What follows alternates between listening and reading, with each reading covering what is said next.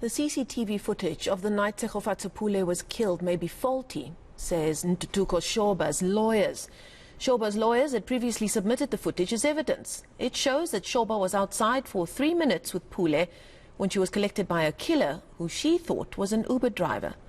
Pule was shot and found hanging from a tree in June of 2020.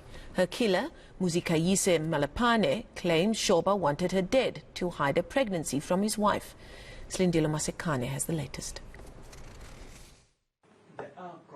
Ntuthuko Shoba's lawyers made a last-ditch attempt to exonerate him.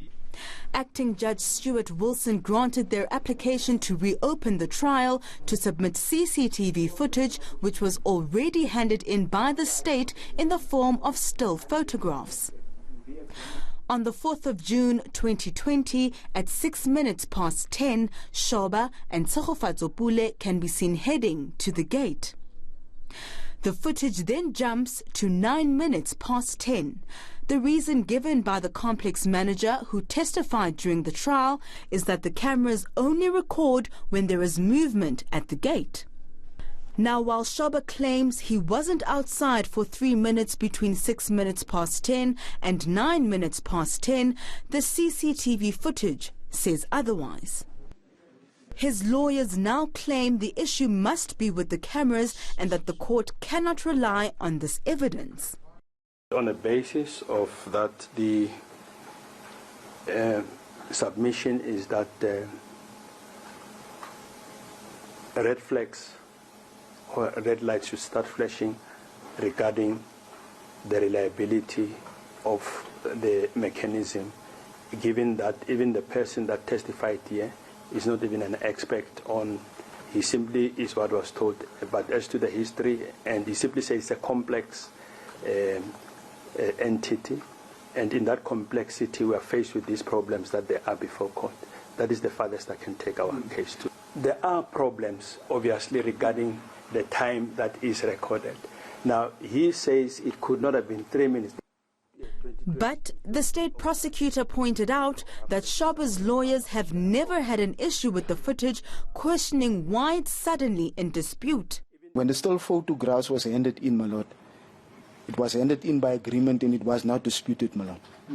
When the state called Mr. Watson here to testify regarding this gap between the 6th minute and the 9th minute, also that evidence was never challenged.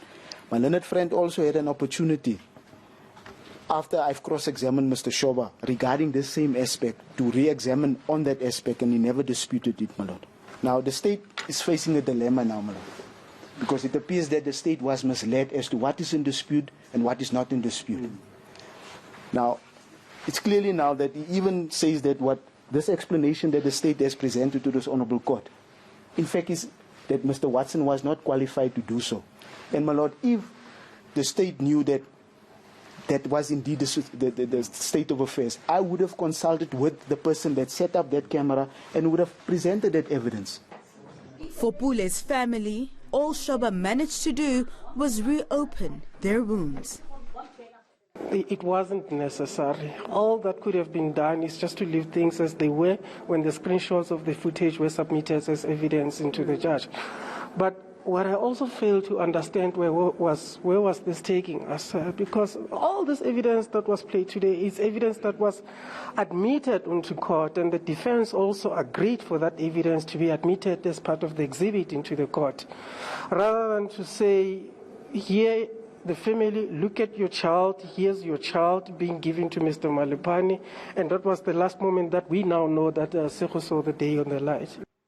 Judgment is expected on the 25th of March.